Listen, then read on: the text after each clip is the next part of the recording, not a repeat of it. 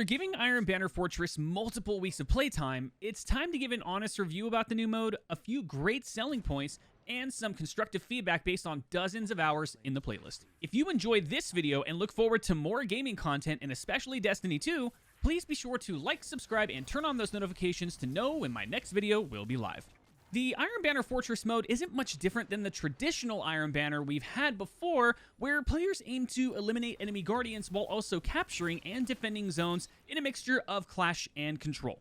However, this new mode brings a twist by including a new PvE high-value zone that drops enemy turrets and, upon elimination, forces teams to capture and defend said zone for increased score. This increases the need for team collaboration and synergy, and is ultimately a new twist on the same modes that we've been playing since Destiny 1. In an honest review, I score this new mode a 6 out of 10. It's there, it's good, but honestly, it's not a great standout mode. There are a few positive notes to the mode, such as Bungie taking new approaches to Crucible and attempting to diversify how players experience the playlist, and the focus on team play is welcomed as the mode itself is team versus team, and teamwork ultimately should be what allows players to win the games. In addition, the weapons in Sandbox as a whole are probably the most diverse I've ever seen in Destiny 2 to date. With the exception of a few outliers, players are diversifying their loadouts with every archetype possible being represented, and Bungie is definitely on the right track to keep making sandboxes better and each sandbox tuning coming up in future expansions. But deep beneath the surface, the mode itself is just plagued with so many concerns that hinder its ability to just be a truly great mode to play. The first and most obvious is the introduction of a PvE objective. If you're a player in a PvP mode, also known as player versus player, detracting from the core of the mode itself completely throws off the purpose of the mode entirely. Essentially, this turned the mode into a different variation of Gambit, where there's a mixture of player versus enemy. The problem here is that now we're blurring the line between what constitutes Crucible and Gambit altogether. I could see Fortress being some new form of Gambit in a sense, but putting a PvE objective into a Crucible-based environment just doesn't make any logical sense. If I wanted to go against enemies and guardians alike, I'd just load into Gambit instead. Now, diving deeper, the high-value zone causes a complete standstill in how players navigate Crucible. High-energy, high-movement players are now being told what to do and when to do it by the mechanics of the mode, rather than experiencing the mode in a way that speaks to themselves. If there's anything that makes a Crucible playlist fun, it is absolutely player choice. Where they are, what weapons or abilities they use, how they use them, and especially when they use them. The high-value zone completely destroys this formula by forcing players to conservate everything from abilities to supers until the zone goes live. Once it does, the energy grinds to a complete halt as it becomes spam abilities, Bubble Titans, Warlock Wells, and the occasional Hunter Blade Barrages to counter this. It's honestly not shocking to see 2 to 6 Bubble Titans in almost every match that you enter.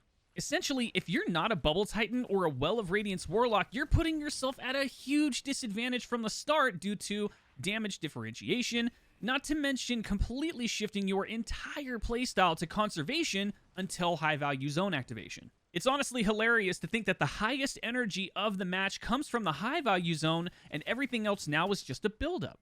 Not to mention the solo player experience is severely different than playing with a fire team. I can't speak for everybody, but if you load in as a solo player, your experience against other fire teams is going to be drastically lower than if you're playing with another team. Aside from this, match stability has to be called into question. Iron Banner has been commonly referred to throughout the years as laggy banana, and the new matchmaking settings introduced to Iron Banner are further exacerbating the problem. It's not uncommon to see players teleporting around the map, immune to damage, delayed damage, or kills in the kill feed, or a mixture of everything for that matter. If you've played the mode and swore to yourself that your shots connected but didn't do any damage, you're probably correct. I get the idea of Bungie exploring new matchmaking styles and working on different approaches to game stability, but this season has already seen tremendous concerns with stability as a whole. This really calls into question the need for a public test realm for committed players to be called upon for new modes, new settings, or really new anything for that matter. Overall, the mode itself isn't necessarily bad, but it disrupts what PvP is truly meant to be, and that is a complete test of grit and strength against other Guardians across the globe. Iron Banner Fortress is a welcome new addition to how we play the game, but in its current state and stability, it leaves me scratching my head as to why including a PvE objective into Crucible was considered at all. I did find myself enjoying Iron Banner best with a complete fire team of friends, simply laughing along with each other and not taking the mode too seriously and just goofing off the best we could, But for some players who prefer to be much more serious and competitive, there's a huge disconnect here that needs to be addressed. And on a final note, Bungie needs to consider taking risks and moving away from the capture kill formula that we've been locked into. If I had to say anything, it's that killing Guardians and capturing zones is something we've been doing since Destiny 1 in 2014, and it's about time we try something completely new. More objectives, more new ways to play the game. In the end, I give Iron Banner Fortress a score out of 6 out of 10. I like exploring new modes, even in Iron Banner, but this mode just slightly misses the mark. Thank you so much for watching this video. If you enjoyed it, please like, comment, subscribe, and then turn on those notifications to know when my next video will be live. Thank you for being the reason I get to do what I do, because without you, I could not do it. And until the next video, Guardians, game on.